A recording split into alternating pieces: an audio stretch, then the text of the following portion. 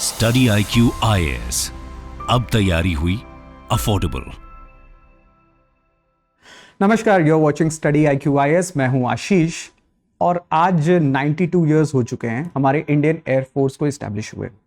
तो this is a very important and a special episode to look at the विस्तृत history.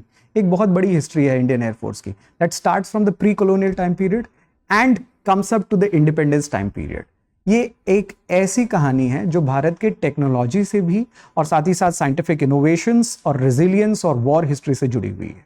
So Indian Air Force carries on the legacy of Indian history on its wings and then it flies.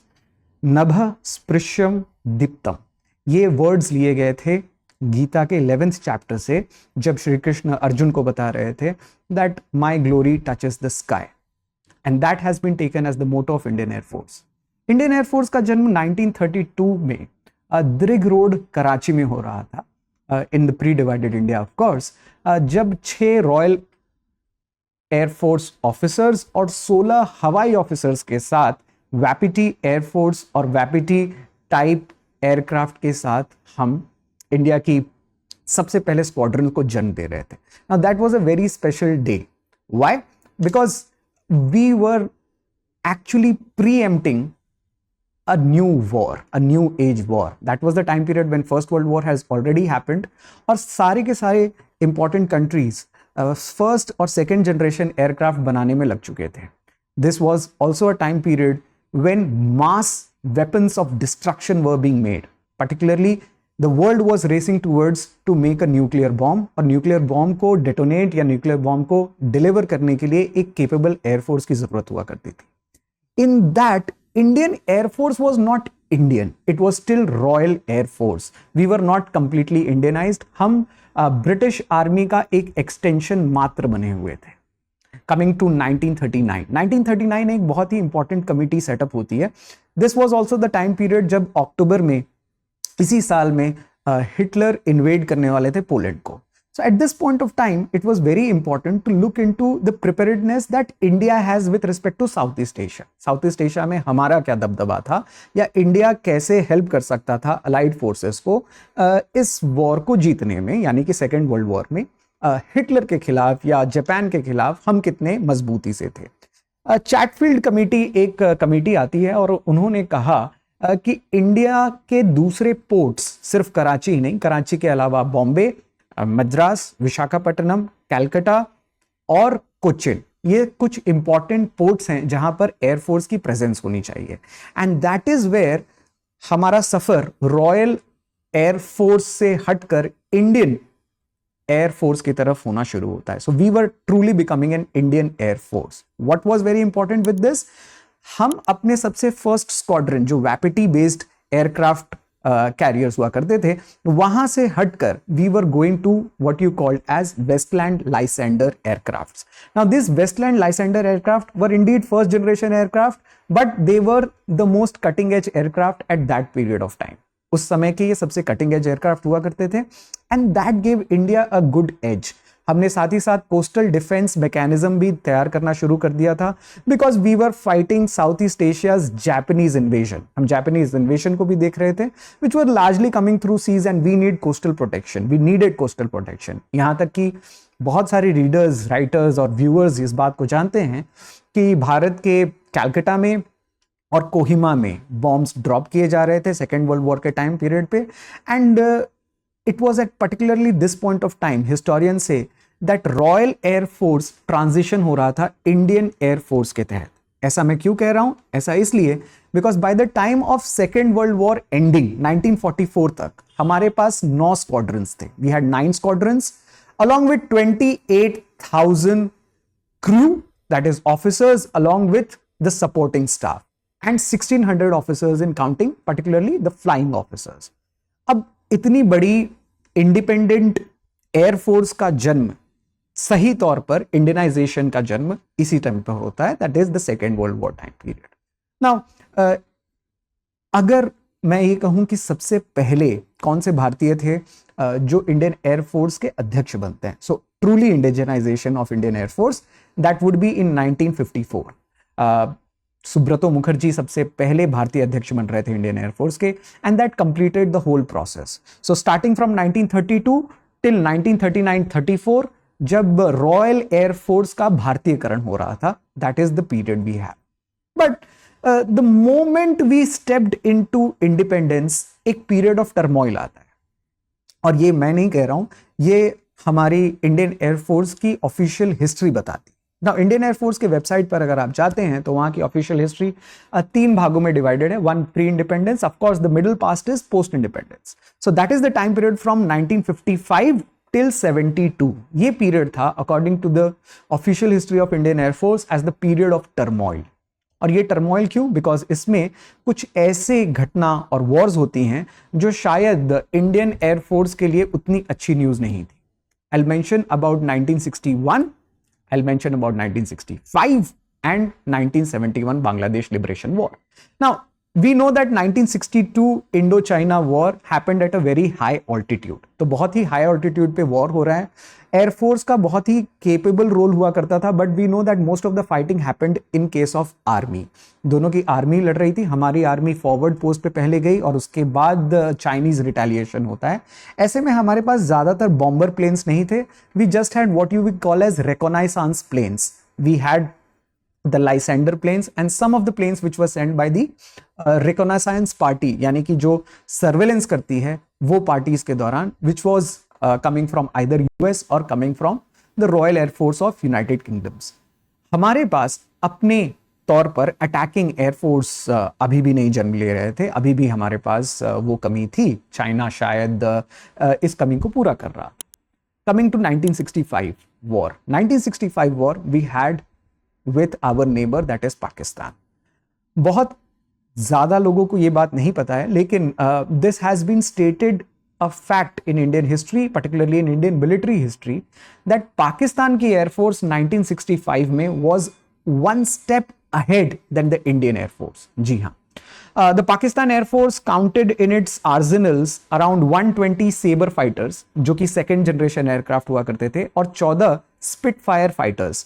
ये दोनों ही second generation aircraft हुआ करते थे जो कि Pakistani air force के पास थे 65 में. What did we have? We had what you call as Vampire series aircraft. So Vampires and Fallen Gnats.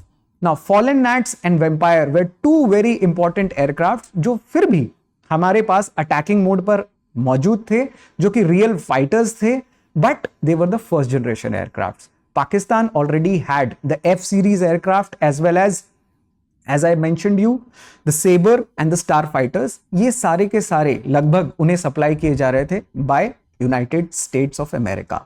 ऐसा क्यों था कि United States of America Pakistan को उस समय सप्लाई कर रहा था? इसके पीछे भी पॉलिटिक्स है, I will come to that. But look at this very interesting fight where India was one step below as far as Air Force was concerned with respect to Pakistan. In fact, Pakistan के पास Detroit made tanks भी हुआ करते थे जो कि India के पास नहीं थे, and America was fully backing as far as giving military inputs was considered to Pakistan. We were at one step below. Comes in the picture of Air Marshal Arjun Singh. Air Marshal Arjun Singh makes what we call as the Sabre killer. उन्होंने पठानकोट में squadron number 23 को raise किया और उनका एक simple mission बनाया गया कि सेबर के मिथ को खत्म कर दिया जाना चाहिए.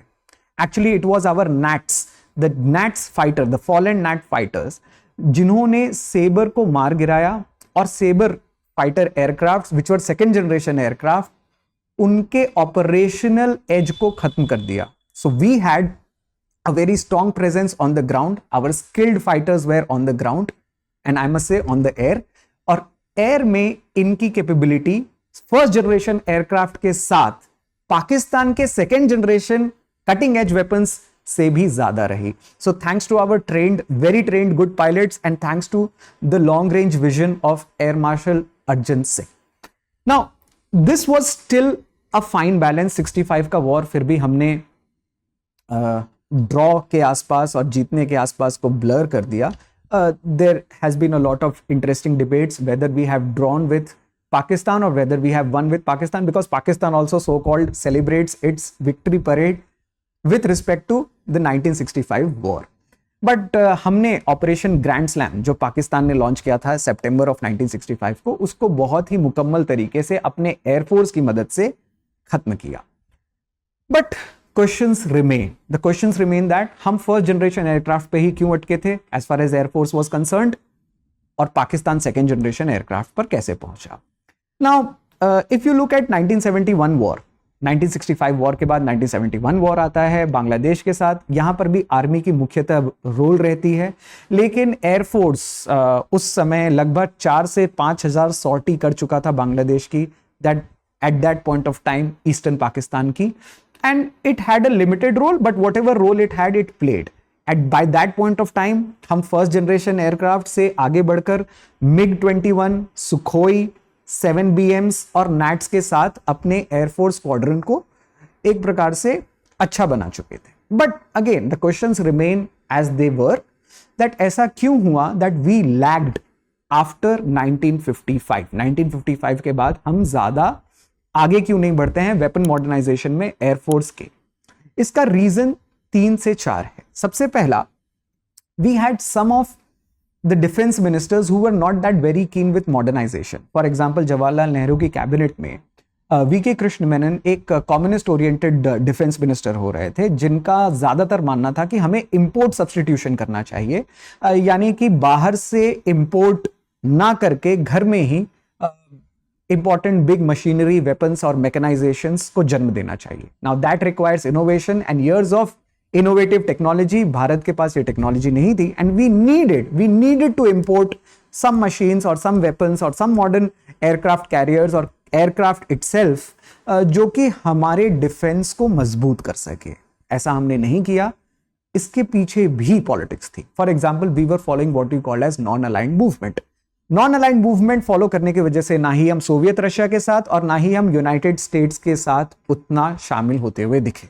यहीं पर पाकिस्तान ने बाजी मारी, and Pakistan participated in what you call as SEATO, the South East Asian treaty organisation, जिसके तहत पाकिस्तान को यूनाइटेड स्टेट्स की तरफ से वेपन्स और फंड्स की अच्छी खासी मदद मिल रही थी। वी रिमेन्ड अ लेगार्ड, हम ज्यादातर इसमें पीछे रहे। The third and the most important reason, जो कि बाद में यशवंतराव चौहान कमेटी रिपोर्ट में भी आता है। यशवंतराव चौहान 1965 में देश के रक्षा मंत्री रहते हैं, and he creates a good modernisation streak. तो उन्होंने मॉडर्नाइजेशन वीके कृष्ण मेनन के बाद करना शुरू किया, आर्मी का, नेवी का और एयरफोर्स का। वो बताते हैं कि हम आर्मी में फेवरेटिज्म भी कर रहे थे, particularly during the time period of V K Krishna Menon, जब कई आर्मी जनरल्स को उनके प्रमोशन के ड्यू होने से पहले प्रमोशंस दिए जा रहे थे, and that created favouritism and unprofessionalism in the army. खैर, ये विस्तृत जानकारी हमें 1962 के इंडो चाइना वॉर में ज्यादा अच्छे से मिलती है, उस पर कभी चर्चा और करेंगे। Now coming to the days of turmoil was gone. So 1972 के बाद इंडियन एयरफोर्स के दिन बदलते हैं। 1972 क्या कहूं, the credit should go where it is due. Yashwantrao Chavan, when he comes up, Yashwantrao Chavan and Babu Jagjivan Ram, these two defense ministers, जब ये दो डिफेंस मिनिस्टर आते हैं 1965 and 1971, both of these times, they changed the way Indian army behaved, they changed the way Indian air force behaves, because now we start importing, now we start bucking ourselves up. अब जो दिन थे वो बदल चुके थे। The very first impression that you should get is from Operation Meghdoot. 1984 को Indian air force operation Meghdoot करता है और दुनिया की सबसे ऊंची एयरफील्ड को अपने कब्जे में करता है। You know the answer to that, that is Siachen Glacier. But not many people know is a very interesting story, is that 1984 को ऑपरेशन मेघदूत नहीं, एक्चुअली इट वाज 1978 को ही वो ऑपरेशन मेघदूत की नींव रखी जा चुकी थी, and that was through former air vice marshal Manmohan Bahadur. Now air vice marshal Manmohan Bahadur 1978 में लेह में हेलीकॉप्टर रेजिमेंट के साथ थे मौजूद, और उन्हें एक रेस्क्यू मिशन करने के लिए कहा गया across the Nubra valley. Nubra valley को पार करके सियाचिन में उन्हें एक रेस्क्यू मिशन करना था। वहां पर एक कैंप लगा था और कैंप में कुछ ट्रैकर्स जो थे वो फंस चुके थे। Siachen was at that point of time a very huge height, और इन्हें अपने चेतक हेलीकॉप्टर्स के साथ वहां पर जाना था और वहां से ट्रैकर्स को बचाकर लाना था। That was the very first time Indian Air Force tested the soil base and the snow base of Siachen Glacier कि क्या वहां पर एक लैंडिंग ग्राउंड बन सकता है, एक लैंडिंग पोर्ट बन सकता है. And that is where the history of Indian air force take a shift. वहां पर for the first time air vice marshal Manmohan Bahadur says that 15,000 feet की ऊंचाई पर और 6 फीट की स्नो पर उन्होंने अपने चेतक को लैंड करवाया. And that tells you the most important daring mission that they did. और उसके बाद इंडियन आर्मी रेगुलरली लेह से लद्दाख से अपने रिकॉनाइसेंस मिशंस, अपने सप्लाई मिशंस और 1984 में ऑपरेशन मेघदूत के तहत सियाचिन को अपने कैप्चर में लेती है. That was a pre emptive strike. बहुत हिस्टोरियंस इस बात पर भी दावा करते हैं कि सियाचिन में हुए ऑपरेशन मेघदूत के वजह से कारगिल 1999 में भी हो रहा था. Because Kargil was a very next step जो कि पाकिस्तान चाहता था उनके हाथ में हो, बिकॉज इंडिया के हाथ में ऑलरेडी सियाचिन था. Through that we could target China as well as Pakistan on both the sides. अब ऐसे में जब करगिल होता है, करगिल होने से पहले, दैट इज आर्मी एक्शन होने से पहले एयरफोर्स को प्रेस किया जाता है. और अब हमारी मॉडर्नाइजेशन जो 1965 के बाद हुई, यानी कि 1965 तक जो हमारी गाड़ी छूट चुकी थी इंडियन एयरफोर्स के मॉडर्नाइजेशन की, वो हमने वापस पकड़ी. और उसका नतीजा हमें देखने को मिलता है 1999 ऑपरेशन सफेद सागर. नाउ ऑपरेशन सफेद सागर happened because of MiGs, that is MiG-21. It happened because of Mirage. अब हम Mirage induct कर चुके थे. We had inducted new Mi-17 helicopters, and this gave us night vision capabilities, striking capabilities, 360 degrees view, gyro gun capabilities, long range, even a very short range and a long range missile capabilities. Bofors gun भी हमारे पास थे, so वो भी हम use कर रहे थे in order to target the Tiger Hills. ये सब कुछ मिलाकर करगिल एक सक्सेसफुल ऑपरेशन होता है. इंडियन एयरफोर्स की कहानी करगिल की जुबानी बहुत कम बताई जाती है, बिकॉज इंडियन एयरफोर्स ने एक सैनिटाइज्ड माहौल, एक सैनिटाइज्ड ग्राउंड क्रिएट किया जब इंडियन आर्मी फिर बाद में किक इन करती है. So the very first step was prepared by Indian air force, और उसके बाद में इंडियन आर्मी अपना काम करती है. Now what are the present challenges? 1999 के बाद हमारे प्रेजेंट चैलेंजेस कम नहीं है, बिकॉज इंडियन एयरफोर्स की कहानी आज के प्रेजेंट चैलेंजेस को सुनाए बगैर खत्म नहीं हो सकती. आज इस समय जब मैं आपके साथ मुखातिब हूं, मैं आपके साथ इस बात को बता रहा हूं और इंडियन एयरफोर्स की हिस्ट्री बता रहा हूं, हमारे पास 1965 के लेवल के हिसाब से सबसे कम स्क्वाड्रंस मौजूद हैं. जी हां, आप सही सुन रहे हैं. We have just around 31 squadrons of Indian air force. एक स्क्वाड्रन में करीब 18 से 24 एयरक्राफ्ट होते हैं.